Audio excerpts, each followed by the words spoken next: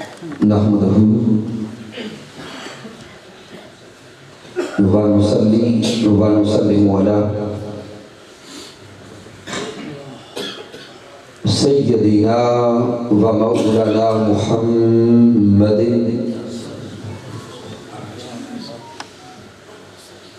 نبي الأمين المكين الكريم الرؤوف الرحيم أما بعد فأعوذ بالله من الشيطان الرجيم بسم الله الرحمن الرحيم قال الله تبارك وتعالى في القرآن المجيد وما خلقت الجن والإنس إلا ليعبدون وقال الله تبارك وتعالى وقضى ربك ألا تعبدوا إلا إياه وبالوالدين إحسانا صدق الله مولانا العظيم مولا يصلي وسلم دائما أبدا على حبيبك خير الخلق كلهم هو الحبيب الذي ترجى شفاعته لكل حول من الأحوال مقتحم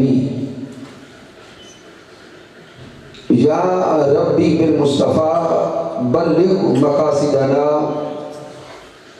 واغفر لنا ما مضى يا وسيع الكرم۔ اللہ رب العزت کی توفیق سے اور تاجدار کائنات صلی اللہ علیہ وآلہ وسلم کے نعلین پاک تصدق سے آج ہم محترم صلاح الدین صاحب، محترم ضیاء الدین صاحب، محترم بشیر الدین صاحب اور شہاب الدین صاحب کے والد محترم، ایک عظیم علمی شخصیت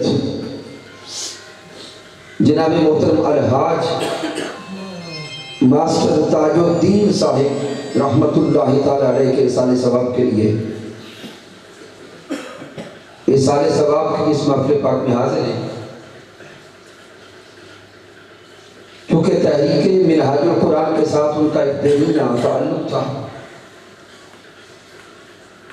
اور ان کے صاحبزادگان تحریک منہاج القرآن کے عظیم رفقا میں سے ہیں، اس لیے مرکز منہاج القرآن سے اور حضور شیخ الاسلام ڈاکٹر محمد طاہر القادری مدثر اللہ والی کی طرف سے اظہار تعزیت اور اظہار محبت کے لیے حاضر ہوا ہوں۔ رب کائنات محترم ماسٹر تاج الدین صاحب کو جنت میں اعلیٰ مقام عطا فرمائے۔ بس میں موجود جمیع علماء کرام و مشائخ اعظام،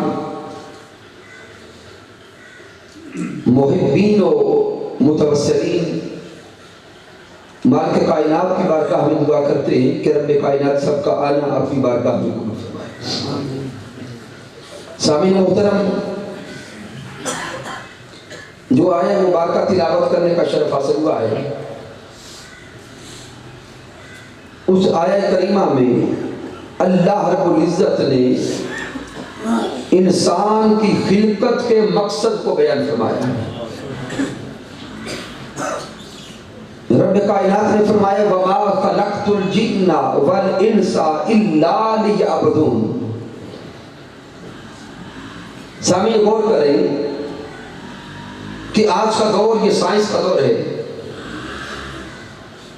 ہر آنے والے دن نئی نئی ایجادات ہمارے سامنے آتی ہیں۔ جب بھی کوئی انسان کسی شے کو ایجاد کرتا ہے تو اس کے بنانے کا مقصد بھی وہ خود بیان فرماتا ہے، اور پھر اس شے نے چلنا کیسے اس کا استعمال کا طریقہ کیا ہے؟ وہ بنانے والا ایک کتابچہ کی صورت میں اس کے چلنے کے اصول بھی وضع فرما دیتا ہے۔ تو اگر ہم تھوڑا سوچیں اور غور کریں کہ آج اس 14ویں 15ویں صدی میں اگر کوئی انسان کسی شے کو بناتا ہے تو اس کے بننے کا مقصد بھی بیان کرتا ہے، اس کے چلنے کے اصول بھی بیان کرتا ہے۔ تو اے انسان پھر اپنی خلقت پہ غور کر، تجھے بنانے والا وہ اللہ ہے، تجھے خلق کرنے والا وہ خالق کائنات ہے، تجھے اس دنیا ارضی میں بھیجنے والا وہ مالک کائنات ہے، اور وہ بنانے والا مالک تیرے بننے کے مقصد کو خود بیان فرما رہا ہے۔ وَمَا خَلَقْتُ الْجِنَّ وَالْإِنسَ إِلَّا لِيَعْبُدُونِ۔ اے انسان، جب تجھے بنا کے دنیا میں بھیجا ہے، دنیا میں بھیج کر تجھ سے اور کچھ نہیں چاہتا، إِلَّا لِيَعْبُدُونِ، دنیا میں جا کے فقط تو رب کی عبادت کرتا رہے، اپنے رب کی بندگی کو بجا لا، اللہ کے سامنے جھکتا رہے، کبھی قیام کر، کبھی رکوع کر، کبھی سجود کر، کبھی اللہ کا ذکر کر، کبھی تلاوت قرآن کر۔ اے بندے، اپنی زندگی یوں گزار جیسے وہ مولا چاہتا ہے۔ کیونکہ وقت مختصر ہے، اس لیے میں اگلے نقطہ کی طرف آنا چاہتا ہوں کہ رب کائنات نے انسان کی خلقت کو بیان فرمایا، فرمایا تیرا مقصد الا لِیَعْبُدُونِ عبادت ہے۔ تو سامعین اگر غور کریں، عبادت ہمیشہ عبد کرتا ہے۔ عبادت کون کرتا ہے؟ عبد کرتا ہے۔ سامعین عبادت جب عبد کرتا ہے، عبد کہتے ہیں بندے کو۔ اب جب ہم دیکھتے ہیں کہ عبد کی اقسام کیا ہیں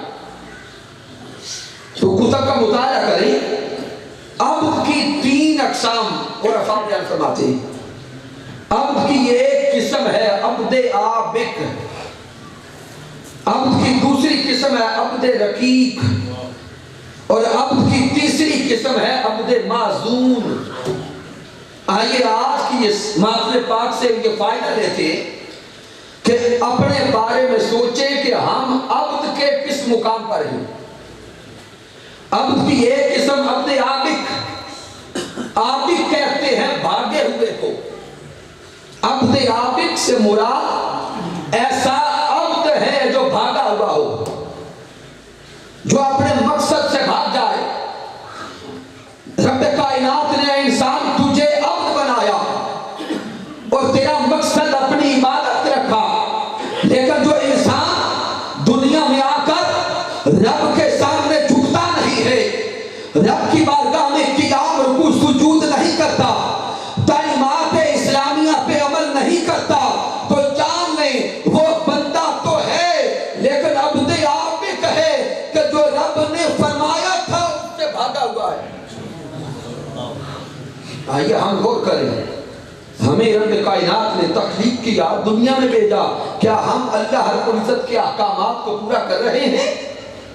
اس مولا نے تو چاہا تھا بندے تو دنیا میں جا کے مجھے بھول نہ جانا، تجھے دنیا میں بھیجنے والا میں ہوں، تجھے خلق کرنے والا میں ہوں۔ جب دنیا میں پہنچ جائے تو اس مولا کو یاد رکھنا جو تجھے رزق دیتا ہے، جو تجھے پالتا بھی ہے، ضروریات پوری کرتا بھی ہے، اور جو رب کے سامنے جھکتا نہیں وہ عبد عابق ہے، بھاگا ہوا بندہ۔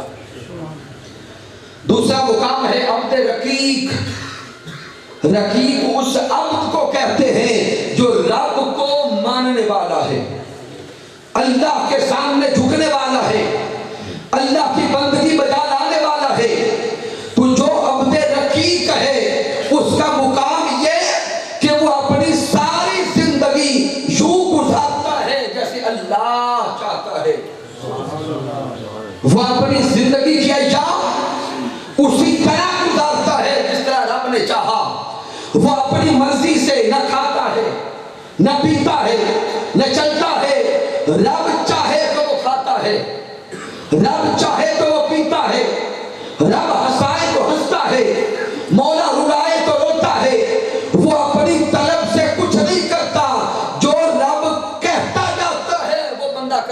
جاتا ہے. یہ مقام ہے عبد رقیق. سامعین اب وہ انسان جو عبد رقیق ہے اس نے ساری زندگی اپنے اللہ کو راضی کرتے گزاری, ساری زندگی رب کی بارگاہ میں جھکتے گزاری, ساری زندگی اپنے مولا کی رضا میں گزاری ہے. سامعین جب بندہ اپنی زندگی کے شب و روز اپنے رب کی رضا میں فنا کر دیتا ہے, پھر وہ مقام آتا ہے کہ وہ اللہ اس بندے کو عبد معزون بناتا ہے. پھر درجہ معزونیت نصیب ہوتا ہے. جیسے صحیح بخاری کی روایت ہے, میرے آقا نے فرمایا لا یزال عبدی حتی یتقرب الی بالنوافل. وہ رب کائنات فرماتا ہے کہ کوئی بندہ نوافل کے ذریعے, عبادت کے ذریعے, ریاضت کے ذریعے, مجاہدہ کے ذریعے رب کے اتنا قریب ہو جاتا ہے کہ اللہ فرماتا ہے پھر اس کی آنکھیں میں بن جاتا ہوں جن سے وہ دیکھتا ہے, پھر اس کے کان میں بن جاتا ہوں جن سے وہ سنتا ہے, اس کے ہاتھ میں بن جاتا ہوں جن سے وہ پکڑتا ہے. سامعین یہ درجہ معزونیت ہے کہ درجہ رقیق پر اس بندے نے اپنا سب کچھ رب کے نام پہ فنا کیا تھا. رقیق کے مقام پہ اس بندے نے اپنا سب کچھ مولا کے نام پہ قربان کیا, مولا کے ہاتھوں میں دیا, اور معزون کے مقام پہ مولا نے اپنا سب کچھ اس بندے کو دے دیا. کیونکہ اب وہ بندہ عبد معزون ہو گیا. عبد معزون کے مقام پہ دیکھیں تو یہ درجہ ولایت ہے, یہ درجہ صالحیت ہے. پھر اسی مدارج کو آگے طے کرتے جائیں, کہیں پہ ولایت کا آغاز ہوگا, کہیں پہ تقویٰ کا آغاز ہوگا, کہیں پہ مجددیت کا آغاز ہوگا. یہیں سے آگے چلتے جائیں, کہیں پہ شہادت نظر آئے گی, کہیں پہ صالحیت نظر آئے گی, کہیں پہ صدیقیت نظر آئے گی. جب وہ درجہ کمال کو پہنچے گی پھر آگے نبوت کا مقام ہوگا. نبوت کمال پہ پہنچے گی تو درجہ محمد مصطفیٰ نظر آئے گا. یہ معزومیت کے مدارج. تو میرے اللہ نے فرمایا وَمَا خَلَقْتُ الْجِنَّ وَالْإِنسَ إِلَّا لِيَعْبُدُونَ. بندے تجھے تو اپنی عبادت کے لیے پیدا کیا ہے. عبادت میں جتنا کمال لاتا جائے گا اتنا رب کا قرب پاتا جائے گا.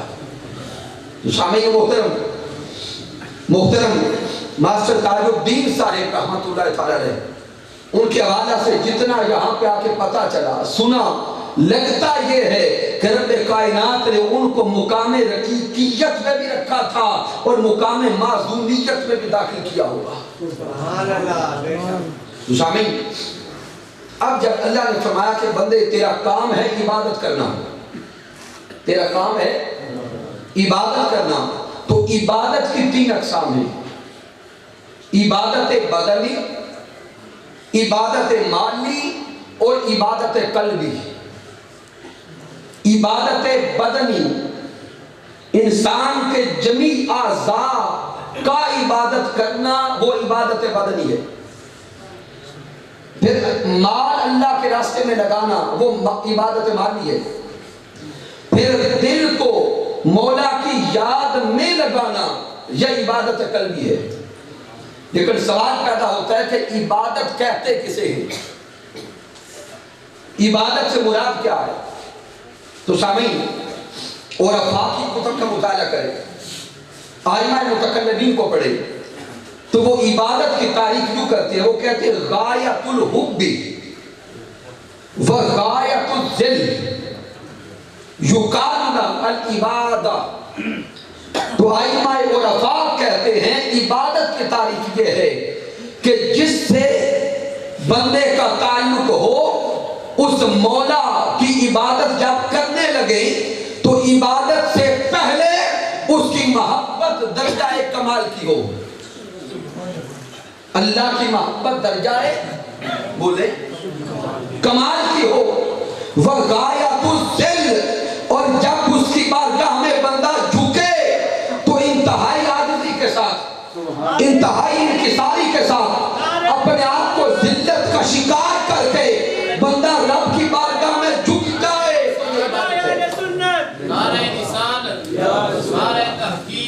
نعرہ حیدری۔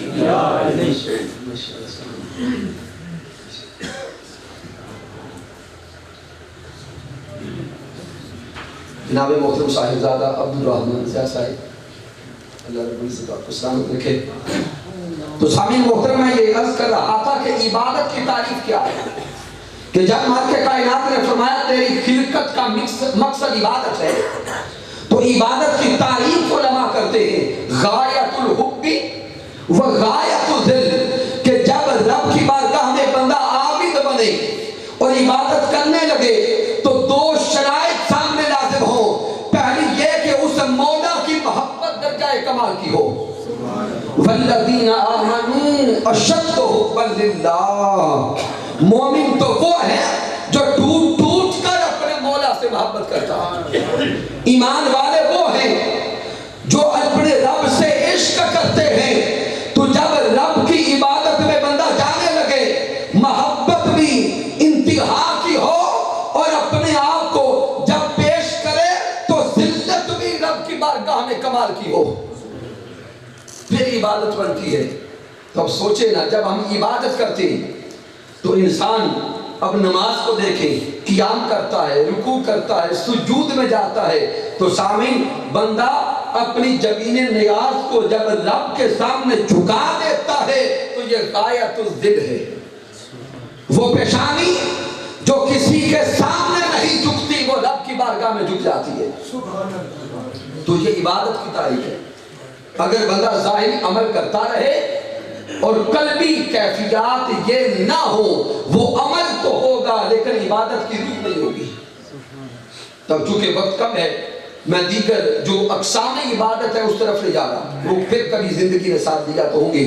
اب اس عبادت کو اگر دیکھیں، اس دنیا میں آ جائیں، رب کائنات نے فرمایا وَقَضَىٰ رَبُّكَ أَلَّا تَعْبُدُوا إِلَّا إِيَّاهُ وَبِالْوَالِدَيْنِ إِحْسَانًا۔ بندے تجھے رب کائنات نے جب خلق کیا، اس دنیا میں بھیجا، تو پہلا حق تجھ پہ تیرے اللہ کا ہے۔ پہلا حق تو تیرے اللہ کا ہے، وہ ہے حق عبادت کہ سجدے اسے کرے، وَبِالْوَالِدَيْنِ إِحْسَانًا۔ دوسرا حق تجھ پر تیرے والدین کا ہے کہ تو والدین سے حسن سلوک کرے۔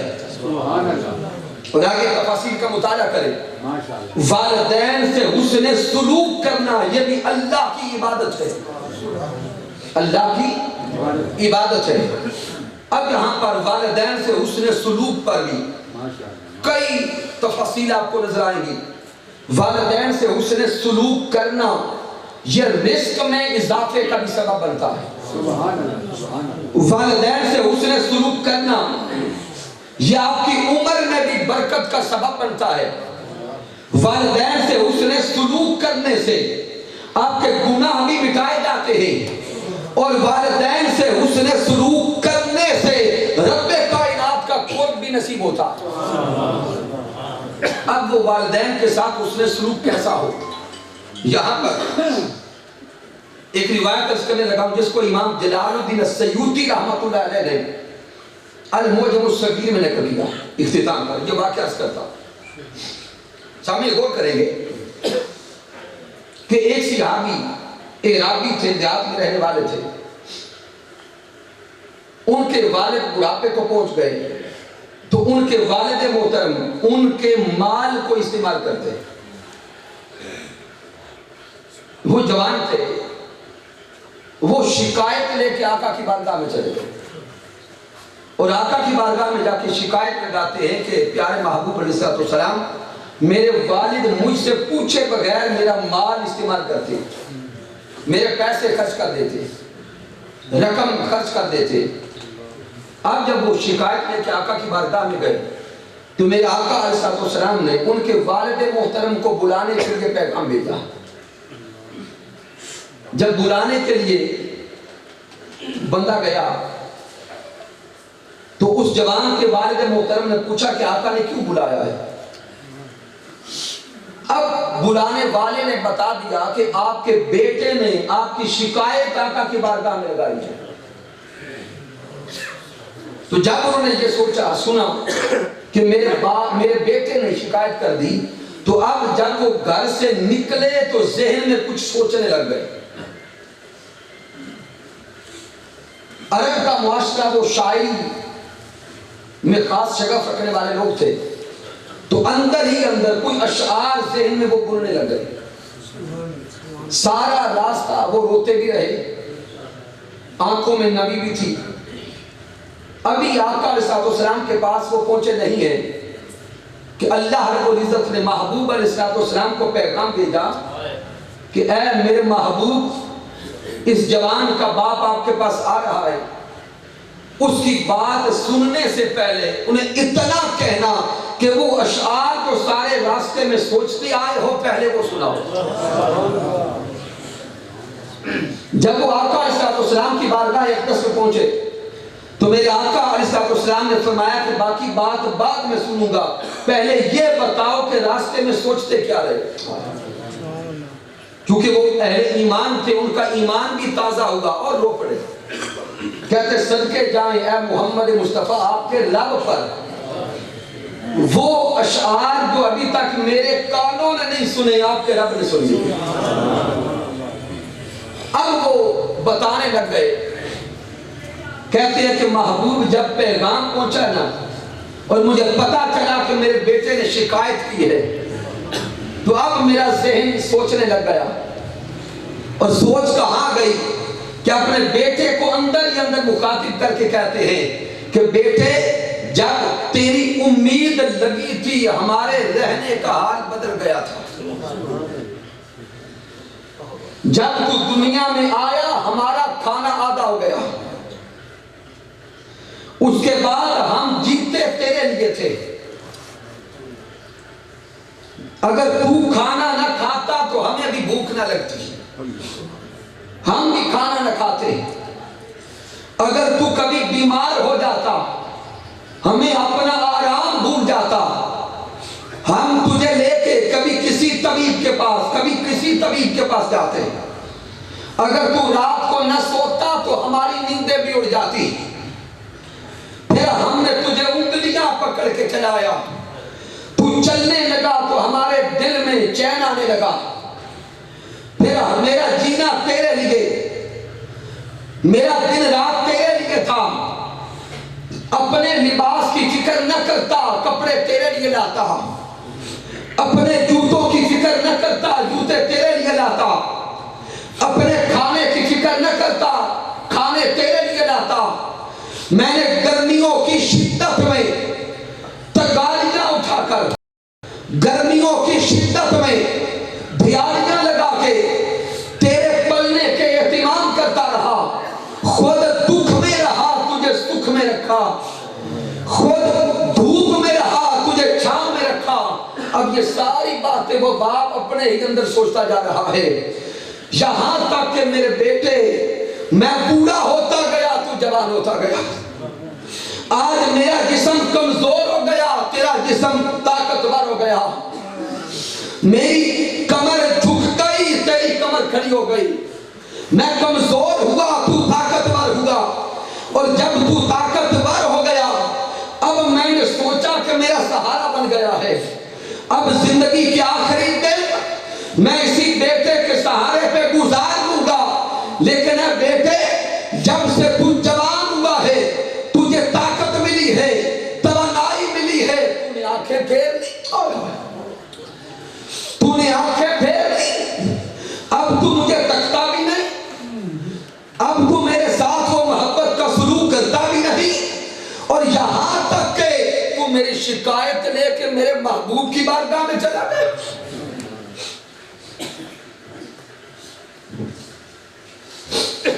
یہاں تک کہ آج میری شکایت لے کر تاجدار کائنات کی بارگاہ میں چلا گیا، وہ باپ اپنی یہ ساری باتیں ساری رودات سوہنے محبوب کے سامنے بیان فرما رہا تھا کہ بیان فرماتے ہوئے اچانک اس کی آنکھ کھلی تو میرے مصطفیٰ کی آنکھوں میں آنسو تھے، تاجدار کائنات کا چہرہ اقدس آنسوؤں سے تر تھا، میرے محبوب کی آنکھیں چمچم برس رہی تھی، کے یہ جملے سن لیے تب میرے آقا فرماتے ہیں اے بیٹے تو سن لے انتا و مالک لیابیک تو اور تیرا سارا مال تیرے باپ کا ہے.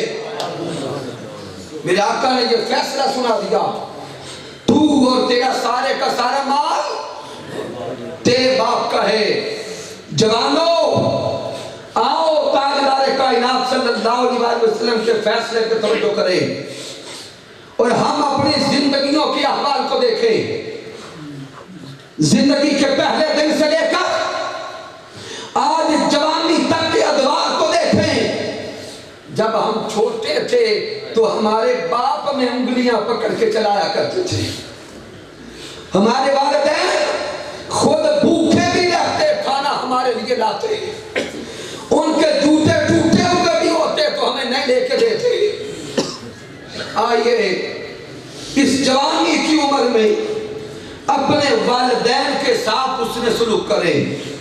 والدین کے ساتھ محبت کا رشتہ جوڑے, محبت کا تعلق جوڑے. ساری زندگی اگر والدین کے ساتھ اس نے سلوک کرتے رہے اللہ کی عزت کی قسم پھر یہاں بھی کامیابی ہوگی وہاں بھی کامیابی ہوگی. آئیے ہم کوشش کریں کہ اپنی زندگی کے ایام کو بدلیں, والدین کا ادب کریں, احترام کریں, ان سے اس نے سلوک کریں. اس دنیا میں والدین سے بڑھ کر نہ کوئی محبت کرنے والا ہے نہ کوئی بھلا چاہنے والا ہے. رب کائنات کی بارگاہ اقدس میں دعا کرتے ہیں کہ مالک کائنات اپنے محبوب علیہ السلام کا صدقہ ہمیں اپنے والدین کا ادب اور احترام کرنے کی توفیق عطا فرمائے.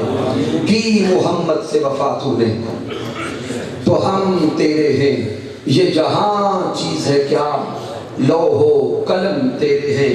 میں جناب محترم ماسٹر تاج الدین صاحب کے احسان ثواب کے لیے مرکز منہاج القرآن کی طرف سے اور حضور شیخ الاسلام ڈاکٹر محمد طاہر القادری مدث اللہ والی کی طرف سے 1,00,000 مرتبہ درود پاک کا تحفہ پیش کرتا ہوں. مالک کائنات ان کو جنت میں اعلیٰ مقام عطا فرمائے. میں نے جو کچھ بیان کیا اگر اس میں کچھ کمی ہے, کوئی کجی ہے, کوئی غلطی ہے تو مجھ ناچیز کی طرف سے ہے. مالک کائنات معاف فرما دے. اگر اس میں کوئی اچھائی اور کمال ہے تو اللہ کی عزت کی قسم میرا کوئی کمال نہیں, یہ مالک کائنات کا کرم ہے, آقا علیہ السلام کی رحمت ہے اور میرے قائد, میرے مربی, میرے استاذ حضور شیخ الاسلام ڈاکٹر محمد طاہر القادری مدث اللہ والی کی صحبت کا فیضان ہے. وما علینا الا البلاغ المبین.